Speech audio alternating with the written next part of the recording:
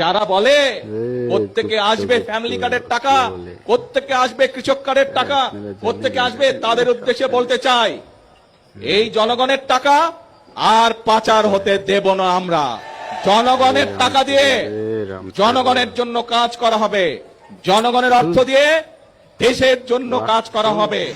রুকো যারা, সবার করো। সুইস ব্যাংকে রীতিমতো টাকার পাহাড় গড়ে তুলেছেন বাংলাদেশিরা। রূপকথার সেই গুপ্তধনের গল্পের মতো শোনালেও গত এক বছরে সেখানে বাংলাদেশিদের টাকা জমার পরিমাণ যে হারে বেড়েছে তা এক কথায় আশ্চর্যজনক। এই হিসাব দেখে খোদ অর্থনীতিবিদদের চোখ কপালে উঠেছে।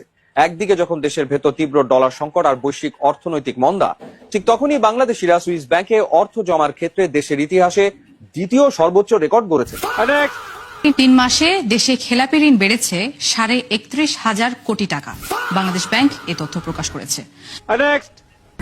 বগুড়ায় প্রধানমন্ত্রী তারেক রহমানের খাল খনন প্রকল্পে কোটি টাকার অনিয়মের অভিযোগ উঠেছে প্রকল্প বাস্তবায়নকারী স্থানীয় প্রশাসনের বিরুদ্ধে। 4 কিলোমিটারের দুটি প্রকল্পে শ্রমিক নিয়োগ, খননের পরিমাণ ও বৃক্ষরোপণে ব্যাপক অনিয়মের চিত্র উঠে এসেছে আরটিভির ক্যামেরায়। সারা দেশের প্রায় 150 উপজেলার প্রাথমিক স্কুল ফিডিং প্রকল্পে শিশুদের নিম্নমানের খাবার দেওয়ার অভিযোগ উঠেছে। 11 উপজেলায় অনুসন্ধানে দেখা গেছে সপ্তাহে কলা ও ডিম বান্ধবী থেকে লোপাট হচ্ছে 17 কোটি টাকা। পদ্মা রেল সেতু প্রকল্পের পিলারের নিচ থেকে কাটা হচ্ছে মাটি, যা ঝুঁকিতে ফেলেছে দেশের মহাগুরুত্বপূর্ণ এই রেল লাইনকে। এ ঘটনা নিয়ে সারা দেশে চলছে তোলপাড়। এমন দৃশ্যে চোখ কপালে উঠেছে সবার। নারায়ণগঞ্জের ফতুল্লা উপজেলার আলীগঞ্জ এলাকার পদ্মা রেল সেতুর পিলারের নিচ থেকে মাটি কাটার ঘটনায় স্থানীয়দের মধ্যে দেখা দিয়েছে উদ্বেগ।